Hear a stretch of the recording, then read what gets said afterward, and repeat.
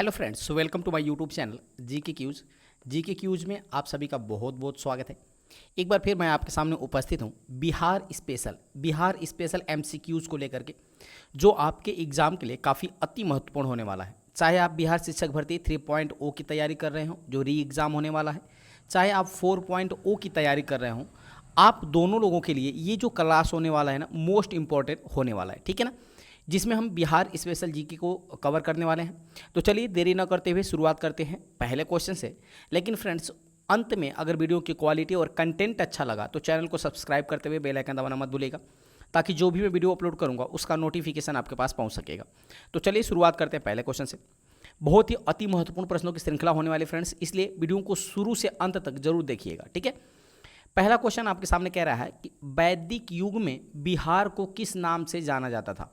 तो फ्रेंड्स, वैदिक युग में बिहार की बात करें ना, तो वैदिक युग में बिहार को प्राच्य के नाम से भी जाना जाता था, पूर्व प्रदेश के भी नाम से जाना जाता था। तो इस प्रकार कह सकते हैं कि ए और बी दोनों, तो बीपीएससी किस तरह से प्रश्न पूछता है कि जब दो ऑप्शन सही होंगे तो आपको आंसर लगाना होगा उपयुक्त में से एक से अधिक, यानी विकल्प नंबर डी बिल्कुल सही हो जाएगा। ठीक है ना फ्रेंड्स, याद रखिएगा वैदिक युग में जो बिहार था ना, इस बिहार को प्राच्य और पूर्व प्रदेश के नाम से जाना जाता था। तो अकॉर्डिंग टू ऑप्शन विकल्प नंबर डी बिल्कुल सही हो जाएगा। ठीक है, चलिए आगे बढ़ते हैं अगले क्वेश्चन की तरफ। अगला क्वेश्चन आपके सामने कह रहा है फ्रेंड्स, मौर्य एवं गुप्त काल में बिहार को किस नाम से जाना जाता था। तो मौर्य एवं गुप्त काल में बिहार को जो है ना फ्रेंड्स, ये जाना जाता था मगध के नाम से। किस नाम से जाना जाता था? मगध के नाम से जाना जाता था। यानी इस क्वेश्चन का जो विकल्प हो जाएगा, विकल्प नंबर सी बिल्कुल सही हो जाएगा। मगध के नाम से जाना जाता था मौर्य एवं गुप्त काल में बिहार को। तो ये भी आपको याद रखना है। अगला प्रश्न फ्रेंड्स, चूंकि ये प्रैक्टिस सेट है फ्रेंड्स, इसलिए मैं डिटेल में नहीं बता रहा हूँ, केवल प्रैक्टिस सेशन आप करवा रहा हूँ। ठीक है ना, प्रैक्टिस सेशन आपके लिए। अगला प्रश्न है कि बिहार की स्थापना कब हुआ था। तो फ्रेंड्स देखिए, बिहार का स्थापना कब हुआ था, तो अकॉर्डिंग टू ऑप्शन बात करें तो बिहार की जो स्थापना हुई थी फ्रेंड्स, वो हुई थी 22 मार्च 1912 को हुई थी। कब हुई थी? 22 मार्च 1912 को। यानी इस क्वेश्चन का जो विकल्प हो जाएगा, विकल्प नंबर बी बिल्कुल सही हो जाएगा। याद रखिएगा फ्रेंड्स, आपको पता होगा कि 1905 में जो बंगाल विभाजन हुआ था, और बंगाल विभाजन में बंगाल को दो भागों में बांट दिया गया था। एक को बना दिया गया था पूर्वी बंगाल बना दिया गया, एक को बना दिया गया था पश्चिमी बंगाल। अच्छा, फिर क्या हुआ फ्रेंड्स कि 1911 का जब दिल्ली दरबार लगा, और इस दिल्ली दरबार में रानी मैरी और जॉर्ज पंचम आए हुए थे, इंग्लैंड के जो राजा थे और महारानी थी। और इसी दिल्ली दरबार में जो 1905 का बंगाल विभाजन हुआ था ना, उसको रद्द कर दिया जाता है। और वापस से, याद रखिएगा, वापस से 22 मार्च के दिन, 22 मार्च 1912 के दिन फिर से बंगाल को दो अलग प्रांतों में बांट दिया जाता है। एक तो बना दिया जाता है फ्रेंड्स, याद रखिएगा, बिहार बना दिया जाता है। एक को बना दिया जाता है पश्चिम बंगाल बना दिया जाता है। ठीक है ना, एक को बना दिया जाता है बिहार, और एक को बना दिया जाता है पश्चिम बंगाल बना दिया जाता है। तो इस प्रकार बिहार की स्थापना कब माना जाता है, तो 22 मार्च 1912 को माना जाता है। इसीलिए प्रतिवर्ष फ्रेंड्स 22 मार्च को, याद रखिएगा, प्रतिवर्ष 22 मार्च को बिहार दिवस भी मनाया जाता है। अब प्रश्न उठता है फ्रेंड्स कि जो 22 मार्च को बिहार दिवस मनाया जाता है, तो इसके मनाने की शुरुआत कब से हुई थी। तो इसकी शुरुआत होती है फ्रेंड्स 2010 से। कब से? वर्ष 2010 से बिहार दिवस मनाने की शुरुआत होती है। वर्ष 2010 में जो बिहार के मुख्यमंत्री थे ना, जो वर्तमान में मुख्यमंत्री हैं, वही उस समय भी मुख्यमंत्री थे, नीतीश कुमार, उनके द्वारा ही 22 मार्च को प्रतिवर्ष बिहार दिवस मनाने की घोषणा की गई। और 2010 से अब तक 22 मार्च को बिहार दिवस मनाया जाता है। तो ये भी आपको याद रखना पड़ेगा। चलिए आगे बढ़ते हैं फ्रेंड्स अगले क्वेश्चन की तरफ। अगला क्वेश्चन आपके सामने कह रहा है कि किस वर्ष बिहार का प्रथम विभाजन हुआ था। क्योंकि देखिए, बिहार तो बन गया फ्रेंड्स, लेकिन बिहार से उड़ीसा कब अलग हुआ था, फिर उसके बाद झारखंड अलग हुआ। तो फ्रेंड्स याद रखिएगा, बिहार से जो उड़ीसा अलग हुआ था ना, वो कब अलग हुआ था? वो हुआ था 1936 में। कब हुआ था? 1936 में। यानी जब बिहार बना, याद रखिएगा, बिहार तो बन गया कब? ये बन गया 22 मार्च 1912 को बिहार बना। और फिर वापस से बिहार जो है ना फ्रेंड्स, ये दो भागों में टूट गया।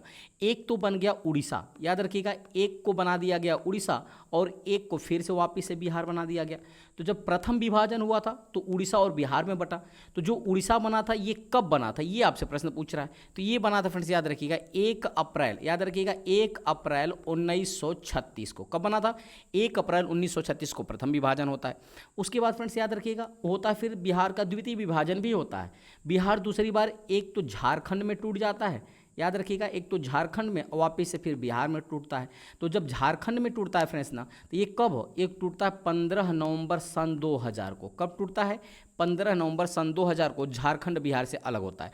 तो प्रथम विभाजन कब हुआ था, वो हुआ था 1 अप्रैल 1936 को, जबकि द्वितीय विभाजन कब हुआ था, वो हुआ था 15 नवंबर सन 2000 को द्वितीय विभाजन होता बिहार का। तो अकॉर्डिंग टू ऑप्शन, अगर मैं आंसर की बात करूं तो इसका आंसर हो जाएगा 1936, यानी विकल्प नंबर बी बिल्कुल सही हो जाएगा। उम्मीद करते हैं फ्रेंड्स ये चीज़ें आपको अच्छी तरह से समझ में आ रही होंगी।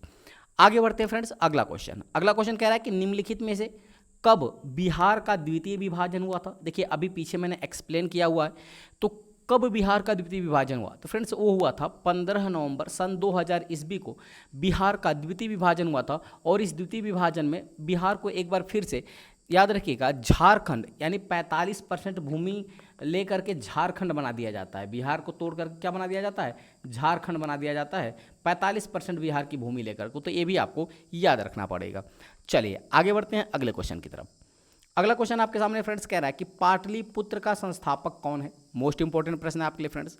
पाटलिपुत्र के संस्थापक की बात करें तो फ्रेंड्स याद रखिएगा, इसमें न तो शेरशाह सूरी है, न तो चंद्रगुप्त मौर्य, न तो बिंबिसार। यानी कह सकते हैं कि अकॉर्डिंग टू ऑप्शन इसका आंसर हो जाएगा उपर्युक्त में से कोई नहीं। क्या होगा, उपर्युक्त में से कोई नहीं, यानी विकल्प नंबर ई बिल्कुल सही हो जाएगा। ठीक है फ्रेंड्स। अच्छा, अगर हम बात करें फ्रेंड्स कि आखिर पाटलिपुत्र का संस्थापक किसे माना जाता है, तो याद रखिएगा बिंबिसार। बिंबिसार जो थे फ्रेंड्स ये मगध के शासक थे। मगध के शासक, चूंकि मौर्य काल में बिहार को मगध के नाम से जाना जाता था, तो बिंबिसार जो थे ना ये मगध के शासक थे। और इनका पुत्र था अजात शत्रु। याद रखिएगा इनका पुत्र कौन था, इनका पुत्र था अजात शत्रु। और अजात शत्रु का पुत्र था उदयन। कौन था फ्रेंड्स, उदयन। और इसी उदयन को फ्रेंड्स पाटलिपुत्र का संस्थापक माना जाता है। याद रखिएगा इसी उदयन को पाटलिपुत्र का संस्थापक माना जाता है। याद रखिएगा, ये आपको याद रखना है। ठीक है फ्रेंड्स, उम्मीद करते हैं इतनी चीज़ें आपको अच्छी तरह से समझ में आई होंगी। अच्छा, हुआ क्या था फ्रेंड्स, याद रखिएगा बिंबिसार जो था ना ये मगध का शासक था। इसका पुत्र कौन था, अजातशत्रु था। अजातशत्रु जो है ना फ्रेंड्स बिंबिसार को मार करके मगध की गद्दी पे बैठ गया। और इसका पुत्र उदयन था, और उदयन ने भी क्या किया, अजातशत्रु को मार करके मगध की गद्दी पे बैठा और पाटलिपुत्र की स्थापना किया। ये भी आपको याद रखना है। उम्मीद करते हैं ये चीज़ें आपको अच्छी तरह से समझ में आ रही हो। ठीक है ना। लेकिन अगर वहीं पूछ लें कि पटना का संस्थापक किसे माना जाता है, तो पटना का संस्थापक माना जाता है शेरशाह सूरी को। ये भी आपको याद रखना है, शेरशाह सूरी को पटना का संस्थापक माना जाता है, जबकि पाटलिपुत्र का संस्थापक माना जाता है उदयन को। तो ये चीज़ें आपको याद रखनी है। आगे बढ़ते हैं फ्रेंड्स अगले क्वेश्चन की तरफ। अगला क्वेश्चन कह रहा है कि बिहार राज्य की सीमा कुल कितने राज्यों से लगती है। तो फ्रेंड्स याद रखिएगा बिहार राज्य की जो सीमा है ना कुल 3 राज्यों से लगती है। कितने राज्यों से, 3 राज्यों से लगती है। नहीं, इस क्वेश्चन का जो विकल्प हो जाएगा विकल्प नंबर ए बिल्कुल सही हो जाएगा। अच्छा, वो 3 राज्य कौन कौन से हैं। अच्छा, मैं पश्चिम की बात करूँ फ्रेंड्स, याद रखिएगा पश्चिम में उत्तर प्रदेश से बिहार राज्य की सीमा लगती है। ठीक है। अच्छा, अगर मैं पूर्व की बात करूँ तो पूर्व में जो बिहार राज्य की सीमा है ना वो लगती है पश्चिम बंगाल से। किससे लगती है, पश्चिम बंगाल से लगती है। अच्छा, उसके बाद अगर मैं दक्षिण की बात करूं तो फ्रेंड्स दक्षिण में जो है ना बिहार की सीमा किस राज्य से लगती है, ये लगती है झारखंड से। किसे लगती है, झारखंड से बिहार की सीमा लगती है। तो बिहार राज्य की जो कुल सीमा कितने राज्यों से लगती है, तो 3 राज्यों से लगती है। और एक देश जो उत्तर है ना फ्रेंड्स, उत्तर में एक देश से लगती है, उस देश का नाम है नेपाल। ये भी आपको याद रखना है। उम्मीद करते हैं फ्रेंड्स ये चीज़ें आपको अच्छी तरह समझ में आ रही होगी और वीडियो की क्वालिटी और कंटेंट आपको अच्छा लग रहा होगा तो चैनल को सब्सक्राइब जरूर कर दीजिएगा और बेल आइकन दबाना मत भूलिएगा ताकि जो भी मैं वीडियो अपलोड करूंगा उसका नोटिफिकेशन आपके पास पहुंच सकेगा। ठीक है ना। चलिए आगे बढ़ते हैं। अगला क्वेश्चन कह रहा है निम्नलिखित में से कौन सा जोड़ा बिहार की लंबाई और चौड़ाई को दर्शाती है। तो फ्रेंड्स बिहार की लंबाई और चौड़ाई कितनी है, याद रखिएगा। तो बिहार की लंबाई की बात करें फ्रेंड्स तो 345 है और चौड़ाई है 483 किलोमीटर। यानी इस क्वेश्चन का जो विकल्प हो जाएगा ना विकल्प नंबर सी बिल्कुल सही हो जाएगा। 345 483 जो बिहार की लंबाई और चौड़ाई का जोड़ा सही है। ठीक है। चलिए आगे बढ़ते हैं फ्रेंड्स अगले क्वेश्चन की तरफ। अगला क्वेश्चन आपके सामने स्क्रीन पर कह रहा है समुद्र तल से बिहार की ऊंचाई कितनी है। देखिए ये बीपीएससी टीआरई में पूछा गया प्रश्न है, समुद्र तल से बिहार की ऊंचाई कितनी है। तो फ्रेंड्स अकॉर्डिंग टू ऑप्शन की बात करें तो समुद्र तल से बिहार की ऊंचाई अगर मैं फीट में बात करूं तो फीट में है लगभग 173 फीट, जबकि अगर मैं मीटर में बात करूंगा तो मीटर में है लगभग 53 मीटर। यानी कह सकते हैं कि ऑप्शन नंबर ए भी सही है और बी भी सही है। अगर अकॉर्डिंग टू ऑप्शन की बात करें बीपीएससी के आंसर की बात करें तो बीपीएससी किस तरह से आंसर देना पड़ेगा उपर्युक्त में से एक से अधिक, यानी विकल्प नंबर इसका कौन सा सही हो जाएगा, डी बिल्कुल सही हो जाएगा। कि समुद्र तल से बिहार की ऊंचाई कितनी है, फीट में बात करें तो फीट में 173 फीट होता है, जबकि मीटर में बात करें तो 53 मीटर होता है। उम्मीद करते हैं ये आपको अच्छी तरह से समझ पाया होंगे, यानी विकल्प नंबर डी बिल्कुल सही हो जाएगा। अगला प्रश्न आपके सामने फ्रेंड्स कह रहा है निम्नलिखित में से कौन सा बिहार के प्राकृतिक विभाजन का एक इकाई है। तो बिहार के प्राकृतिक विभाजन की इकाई की मैं बात करूं तो याद रखिए फ्रेंड्स, बिहार का जो प्राकृतिक विभाजन है ना वो शिवालिक की तराई क्षेत्र, जैसे मान लीजिए बिहार का मैप है, ये बिहार का मैप है, तो और इस बिहार के मैप में जो ये देखिए नीचे वाला जो है फ्रेंड्स ना, इसको क्या कहा जाता है, ये दक्षिणी गंगा का मैदान कहा जाता है, और ऊपर वाले को क्या कहा जाता है, उत्तरी गंगा का मैदान कहा जाता है। ठीक है, नीचे वाले को दक्षिणी गंगा का मैदान और ऊपर वाले को उत्तरी गंगा का मैदान, जबकि ये ऊपर वाला जो क्षेत्र आपको नजर आता है, ये ऊपर वाला क्षेत्र, इसको कहा जाता है शिवालिक का तराई क्षेत्र। तो बिहार के प्राकृतिक विभाजन की मैं बात करूं तो बिहार का प्राकृतिक विभाजन जो है ना वो शिवालिक की तराई क्षेत्र, उत्तरी गंगा का मैदान, दक्षिणी गंगा का मैदान, यानी इन तीनों में किया गया है। तो अकॉर्डिंग टू ऑप्शन की बात करें तो इसका विकल्प नंबर डी बिल्कुल सही हो जाएगा, उपर्युक्त में से एक से अधिक। ठीक है ना, उम्मीद करते हैं इतनी चीज़ें आपको अच्छी तरह से समझ में आई होंगी। आगे बढ़ते हैं अगले क्वेश्चन की तरफ। अगला क्वेश्चन कह रहा है, अच्छा इसको तो मैंने अभी कराया। अगला क्वेश्चन कह रहा है कि बिहार का कौन सा जिला सर्वाधिक ताप वाला जिला है। तो फ्रेंड्स याद रखिएगा, बिहार का जो गया जिला है ना, गया जिला को सर्वाधिक तापांतर वाला जिला भी कहा जाता है, सॉरी तापांतर नहीं बल्कि सर्वाधिक ताप वाला जिला, यानी यहाँ पे सबसे ज़्यादा गर्म जिला है गया, और सबसे ज़्यादा ठंडा जिला भी है, ये भी आपको याद रखना है। सबसे ज़्यादा गर्म जिला भी गया है और सबसे ज़्यादा ठंडा जिला भी गया है, यानी इस क्वेश्चन का जो विकल्प हो जाएगा विकल्प नंबर ए बिल्कुल सही हो जाएगा। ठीक है, अच्छा ऑप्शन में किशनगंज दिया है फ्रेंड्स, याद रखिएगा सर्वाधिक वर्षा वाला जिला कौन सा है, तो सर्वाधिक वर्षा वाला जिला हो जाएगा किशनगंज। ठीक है ना, कौन सा हो जाएगा, किशनगंज। अच्छा कैमूर की बात करें तो फ्रेंड्स याद रखिएगा, कैमूर जो है ना ये सर्वाधिक वन वाला जिला है। ठीक है ना, तो ये भी आपको याद रखना है कि सर्वाधिक वन वाला जिला कौन है, कैमूर है, जबकि सर्वाधिक वर्षा वाला जिला किशनगंज है, जबकि सर्वाधिक गर्म और ठंडा जिला कौन सा है, गया है। किशनगंज वर्षा वाला जिला है और सर्वाधिक वन वाला जिला कैमूर है। आगे बढ़ते हैं फ्रेंड्स, अगला क्वेश्चन है बिहार के न्यूनतम वन वाला जिला कौन सा है फ्रेंड्स। तो याद रखिएगा, बिहार का जो न्यूनतम वन वाला जिला, यानी जहाँ पे एकदम वन नहीं पाए जाते हैं, वो बिहार का कौन सा जिला है। तो याद रखिएगा फ्रेंड्स, ये जो है ना बिहार का जो जहानाबाद जिला है ना, यहाँ पर एकदम वन नहीं पाए जाते, यानी न्यूनतम वन वाला जिला पाया जाता है जहानाबाद। उम्मीद करते हैं इतना आप अच्छी तरह समझ पाए होंगे। अगला क्वेश्चन है वाल्मीकि नगर अभ्यारण्य बिहार के किस जिला में उपस्थित है। तो फ्रेंड्स वाल्मीकि नगर अभ्यारण्य यानी बिहार का एकमात्र राष्ट्रीय पार्क यानी नेशनल पार्क जो है ये कहाँ है, तो फ्रेंड्स याद रखिएगा ये है पश्चिमी चंपारण में। कहाँ है, पश्चिमी चंपारण में, यानी इस क्वेश्चन का जो विकल्प हो जाएगा विकल्प नंबर ए बिल्कुल सही हो जाएगा। ठीक है ना, आगे बढ़ते हैं। अगला प्रश्न कह रहा है कि गंगा नदी बिहार में किस जिला में प्रवेश करती है। तो फ्रेंड्स जो गंगा नदी है ना ये बिहार के किस जिला में प्रवेश करती है, तो फ्रेंड्स बिहार के बक्सर जिला में प्रवेश करती है। गंगा नदी जब बिहार में प्रवेश करती है तो बिहार के किस जिला में प्रवेश करती है, सर्वप्रथम तो बक्सर जिला में करती है, यानी इस क्वेश्चन का विकल्प नंबर बी बिल्कुल सही हो जाएगा। लेकिन अगर पूछेगा कि बिहार के बक्सर जिला के किस स्थान से प्रवेश करती है, तो वो चौसा नामक स्थान पर प्रवेश करती है। तो ये भी आपको याद रखना है, चूँकि आप तो कहेंगे सर उपर्युक्त में से एक से अधिक होना चाहिए, लेकिन नहीं, क्योंकि यहाँ जिला की बात कर रहा है ना, यहाँ स्थान की बात नहीं कर रहा है, जिला की बात कर रहा है। तो बक्सर जिला में प्रवेश करती है गंगा नदी बिहार में सर्वप्रथम। ठीक है ना, स्थान पूछेगा तो चौसा नामक स्थान पर। अगला प्रश्न है बिहारवासी प्रायः किस खाद्यान्न का प्रयोग सर्वाधिक करते हैं। तो फ्रेंड्स याद रखिएगा, बिहारवासी जो है ना सबसे ज़्यादा कौन सी फसल खाते हैं, तो सबसे ज़्यादा चावल जो खाद्यान्न है इसका प्रयोग करते हैं, यानी विकल्प नंबर ए बिल्कुल सही हो जाएगा। आप पेपर देने भी गए होंगे तो आपने देखा होगा फ्रेंड्स कि जहाँ भी आप जाते होंगे चावल की मात्रा आपको ज़्यादा मिलती होगी, यानी वहाँ चावल ज़्यादा खाते हैं लोग, इसलिए बिहारवासी जो होते हैं ना फ्रेंड्स वो प्रायः चावल का प्रयोग ज़्यादा करते हैं। अगला प्रश्न है निम्नलिखित में से कौन से जनजाति बिहार में पाए जाते हैं। तो फिर याद रखिएगा, संथाल भी बिहार में पाई जाती है, उरांव भी पाई जाती है और मुंडा भी, यानी कह सकते हैं फ्रेंड्स कि ये तीनों जनजातियां बिहार के अंदर पाई जाती है। भले इनकी मात्रा कम है लेकिन तीनों की तीनों जनजातियां बिहार में पाई जाती हैं। तो अकॉर्डिंग टू ऑप्शन इस क्वेश्चन का विकल्प हो जाएगा उपर्युक्त में से एक से अधिक। क्या हो जाएगा, उपर्युक्त में से एक से अधिक हो जाएगा, यानी विकल्प नंबर डी बिल्कुल सही हो जाएगा। आगे बढ़ते हैं। अगला प्रश्न आपके सामने कह रहा है कि भारत के कुल क्षेत्रफल का कितना प्रतिशत हिस्सा बिहार के पास है। तो भारत के कुल क्षेत्रफल का कितना प्रतिशत हिस्सा बिहार के पास है। तो फ्रेंड्स याद रखिएगा 2.86%। 2.86% जो है ना ये भारत का कुल हिस्से का 2.86% हिस्सा बिहार बसा हुआ है, ये भी आपको याद रखना है।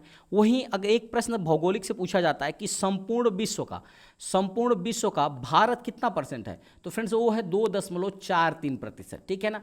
अगर जलीय भाग को मिला दिया जाए तो संपूर्ण विश्व का भारत कितना परसेंट हो जाता है, तो 0.5% हो जाता है। लेकिन वही बिहार को अपने देश के परिप्रेक्ष्य में, भारत देश के परिप्रेक्ष्य में बात करें तो 2.86% जो है भारत के अंदर बिहार का क्षेत्रफल है, ठीक है ना। आगे बढ़ते हैं। अगला प्रश्न कह रहा है कि क्षेत्रफल की दृष्टि से बिहार भारत में कौन सा स्थान रखता है। तो क्षेत्रफल की दृष्टि से बिहार की बात करें तो भारत में जो है फ्रेंड्स ना, ये 12वां स्थान रखता है, यानी विकल्प नंबर बी बिल्कुल सही हो जाएगा। लेकिन फ्रेंड्स कहीं कहीं आपको 13वां भी नजर आ जाता है, ठीक है ना। अच्छा 13वां कब हो जाएगा, अगर केंद्र शासित प्रदेशों को भी मिला दिया जाए तो क्षेत्रफल की दृष्टि से जो बिहार हो जाएगा ना, वो भारत का 12वां सबसे बड़ा राज्य बन जाएगा, लेकिन 12वां राज्य बन जाएगा क्षेत्रफल की दृष्टि से, ठीक है ना। लेकिन जब आपको मिला दिया जाएगा किसको, केंद्र शासित प्रदेशों को, तो 13वां हो जाएगा, तो ये भी आपको याद रखना है।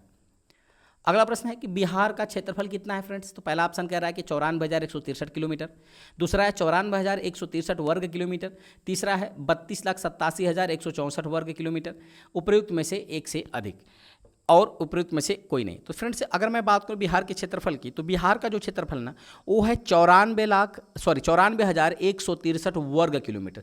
याद रखिएगा फ्रेंड्स, कोई क्षेत्रफल जो होता है ना, ये मीटर में नहीं होता है, क्षेत्रफल की इकाई होती है वर्ग मीटर। क्या होती है, वर्ग मीटर, वर्ग सेंटीमीटर। तो वर्ग जिसके साथ लगा रहेगा वही आपका आंसर सही होगा, तो विकल्प नंबर बी बिल्कुल सही हो जाएगा। वहीं 32,87,263 वर्ग किलोमीटर जो है ना, 3287 याद रखिएगा, 3287,263 वर्ग किलोमीटर जो है ना, ये संपूर्ण भारत का क्षेत्रफल है ना। जबकि बिहार का क्षेत्रफल कितना है, तो 94,163 वर्ग किलोमीटर है, तो ये भी आपको याद रखना पड़ेगा। आगे बढ़ते हैं फ्रेंड्स। अगला क्वेश्चन कह रहा है कि क्षेत्रफल के दृष्टिकोण से बिहार का सबसे छोटा जिला कौन सा है। तो फ्रेंड्स क्षेत्रफल की दृष्टि से बिहार का जो सबसे छोटा जिला है ना, वो है फ्रेंड्स कौन सा, शिवहर है। कौन है, शिवहर है, यानी इस क्वेश्चन का जो विकल्प हो जाएगा, विकल्प नंबर सी बिल्कुल सही हो जाएगा। शिवहर जो है ना फ्रेंड्स, ये बिहार का सबसे छोटा जिला है क्षेत्रफल की दृष्टि से। आगे बढ़ते हैं। अगला क्वेश्चन कह रहा है कि बिहार में विधानसभा की कुल कितनी सीटें हैं। तो फ्रेंड्स बिहार में विधानसभा के कुल 243 सीटें हैं। कितनी सीटें हैं, 243 सीटें बिहार के अंदर है विधानसभा में, जिसमें से फ्रेंड्स 203 सीटें हैं ना, ये जनरल के लिए आरक्षित है। इसके अलावा बात करें तो याद रखिएगा जो 38 सीटें हैं वो जो है फ्रेंड्स एससी के लिए है, जबकि जो 2 सीटें हैं ये एसटी के लिए। याद रखिएगा, तो जो 243 सीट टोटल है विधानसभा की, 203 सीटें जनरल की है, 38 सीटें एससी की है, जबकि 2 सीटें एसटी की है, तो ये भी आपको याद रखना पड़ेगा। उम्मीद करते हैं इसको आप अच्छी तरह समझ पाए होंगे। आगे बढ़ते हैं फ्रेंड्स। अगला क्वेश्चन कह रहा है कि बिहार विधानसभा में एससी और एसटी की आरक्षित सीटें कितनी हैं। तो फ्रेंड्स अभी मैंने बताया एससी की कुल जो है ना वो 38 सीटें हैं, जबकि एसटी की जो है ये 2 सीटें हैं। तो यानी अकॉर्डिंग टू ऑप्शन की बात करें तो विकल्प नंबर बी बिल्कुल सही हो जाएगा। 243 सीटों में एससी और एसटी की सीटें कितनी हैं, 38 और 2 हैं, तो ये भी आपको याद रखना है। आगे बढ़ते हैं। अगला क्वेश्चन है कि बिहार राज्य में राज्यसभा की कितने सदस्य चुने जाते हैं, यानी बिहार राज्य में राज्यसभा की कुल कितनी सीटें हैं। तो बिहार राज्य के अंदर राज्यसभा की कुल 16 सीटें हैं। कितनी सीटें हैं, 16 हैं, यानी इस क्वेश्चन का जो विकल्प हो जाएगा विकल्प नंबर ए बिल्कुल सही हो जाएगा, ठीक है। अच्छा वहीं विधान परिषद की बात करें तो विधान परिषद में 75 सीटें हैं। एक बार पूरा डेटा मैं यहीं पर आपको रख देता हूँ। अच्छा विधानसभा की बात करें तो विधानसभा में 243 सीट, राज्यसभा की बात करें तो राज्यसभा में 16 सीट, लोकसभा की बात करें तो लोकसभा में 40 सीट, जबकि विधान परिषद में बात करें तो विधान परिषद में 75 सीटें हैं। तो ये भी आपको याद रखनी पड़ेगी, ये सारे के सारे डेटा आपको याद रखने पड़ेंगे, ठीक है। आगे बढ़ते हैं। अगला प्रश्न आपके सामने कह रहा है फ्रेंड्स कि लोकसभा में अनुसूचित जाति के लिए कितनी सीटें आरक्षित है। तो लोकसभा में, चूंकि लोकसभा में कुल सीटों की संख्या 40 है और इस 40 में जो 6 सीटें हैं ना फ्रेंड्स ये अनुसूचित जाति के लिए आरक्षित हैं, तो ये भी आपको याद रखना है, यानी इस क्वेश्चन का जो विकल्प हो जाएगा विकल्प नंबर ए बिल्कुल सही हो जाएगा। आगे बढ़ते हैं। अगला क्वेश्चन है कि बिहार में कुल कितने प्रमंडल हैं। याद रखिएगा फ्रेंड्स बिहार में कुल प्रमंडलों की मैं बात करूं तो फ्रेंड्स बिहार में 101 जो है ना ये अनुमंडल है। याद रखिएगा बिहार में 101 अनुमंडल है। अच्छा 534 क्या है फ्रेंड्स, तो 534 प्रखंड हैं। बिहार में 534 प्रखंड हैं और 101 अनुमंडल है, जबकि बिहार के अंदर 9 जो है फ्रेंड्स ना ये प्रमंडल हैं। बिहार के अंदर 9 प्रमंडल हैं। तो आपसे आंसर क्या पूछा है कि कितने प्रमंडल हैं, तो इस क्वेश्चन का विकल्प नंबर सी बिल्कुल सही हो जाएगा। ये तीनों डेटा आपको याद रखना है। बिहार में प्रमंडल की संख्या 9, बिहार में प्रखंड की संख्या 534, बिहार में अनुमंडल की संख्या तो 101 हो जाएगी। तो ये भी चीज़ें आपको याद रखनी पड़ेगी, ठीक है ना। चलिए आगे बढ़ते हैं अगले क्वेश्चन की तरफ। अगला क्वेश्चन कह रहा है कि बिहार का राजकीय चिन्ह क्या है। तो फ्रेंड्स, बिहार का राजकीय चिन्ह अगर पूछे तो आप बताएंगे बोधि वृक्ष। क्या बताएंगे? बोधि वृक्ष जो है ना, ये बिहार का राजकीय चिन्ह है ना। लेकिन अगर पूछ लिया जाए कि बिहार का राजकीय जो फ्रेंड्स वृक्ष क्या है, तो आप कमेंट करके बताइए कि बिहार का राजकीय वृक्ष क्या है। मैंने आपको बताया कि राजकीय चिन्ह बोधि वृक्ष है, लेकिन बिहार का राजकीय चिन्ह क्या है ये आपको कमेंट में राजकीय वृक्ष क्या है ये आपको कमेंट में करके बताना है। आगे बढ़ते हैं। अगला प्रश्न आपके सामने कह रहा है कि 2011 की जनगणना के अनुसार बिहार की कुल जनसंख्या कितनी है। तो फ्रेंड्स याद रखिएगा, वर्ष 2011 की जनगणना के अनुसार बिहार में जो कुल जनसंख्या है ना, वो है 10 40 99 452। आप मोबाइल नंबर की तरह याद कर लीजिए, 10 40 99 452 ये बिहार की कुल जनसंख्या है। जिसमें से फ्रेंड्स जो 5 42 78 157 इतने जो है फ्रेंड्स ना, ये पुरुषों की संख्या है, जबकि 4 98 21 295 ये जो है ना, ये महिलाओं की संख्या है। तो ये भी आपको याद रखना पड़ेगा, ठीक है ना। अकॉर्डिंग टू ऑप्शन विकल्प नंबर सी बिल्कुल सही हो जाएगा कि वर्ष 2011 की जनगणना के अनुसार बिहार की जो कुल जनसंख्या है वो कितनी है, 10 40 99 452। आगे बढ़ते हैं फ्रेंड्स। अगला क्वेश्चन कह रहा है कि जनगणना 2011 के अनुसार बिहार का दशकीय वृद्धि दर कितना है। तो वर्ष 2011 की जनगणना के अनुसार बात करें तो बिहार का जो दशकीय वृद्धि दर है ना फ्रेंड्स, वो कितना है, तो वो है 25.4%। यानी इस क्वेश्चन का जो विकल्प हो जाएगा, विकल्प नंबर सी बिल्कुल सही हो जाएगा, 25.4%। अच्छा, कब से कब है फ्रेंड्स, तो याद रखिएगा वर्ष 2001 से लेकर के वर्ष 2011 की बात की जा रही है।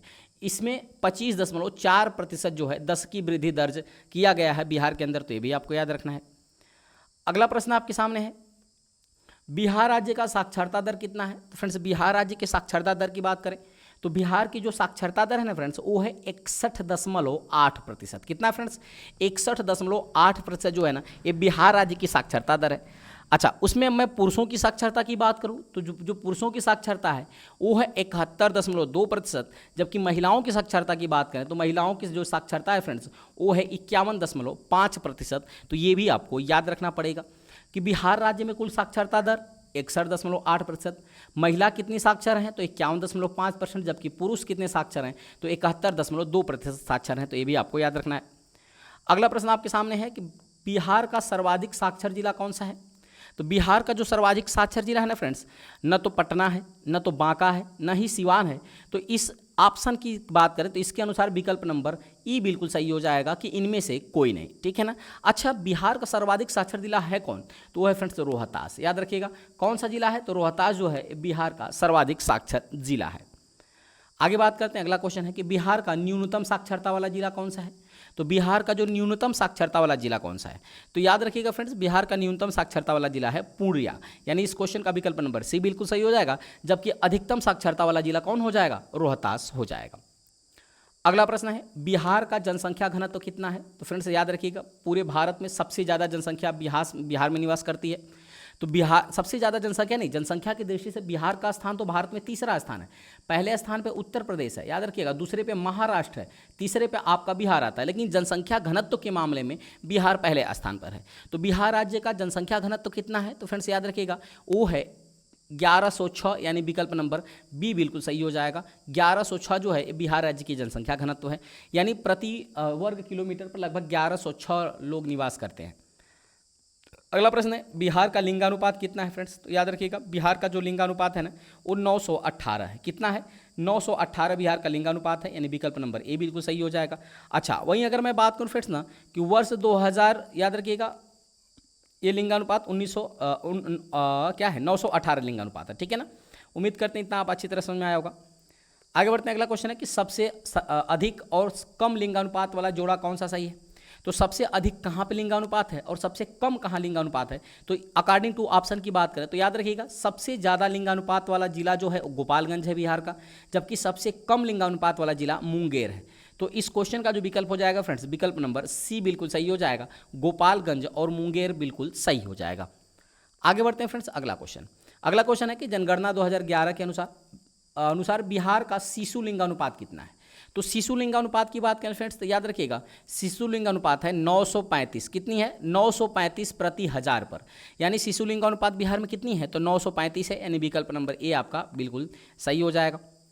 आगे बढ़ते हैं, अगला क्वेश्चन है कि BSNL सेवा प्रारंभ करने वाला प्रथम राज्य कौन सा है। तो फ्रेंड्स याद रखिएगा भारत संचार निगम लिमिटेड की सेवा शुरू करने वाला प्रथम राज्य कोई और नहीं है बल्कि अपना बिहार है, यानी विकल्प नंबर सी बिल्कुल सही हो जाएगा। ये भी आपको याद रखना है।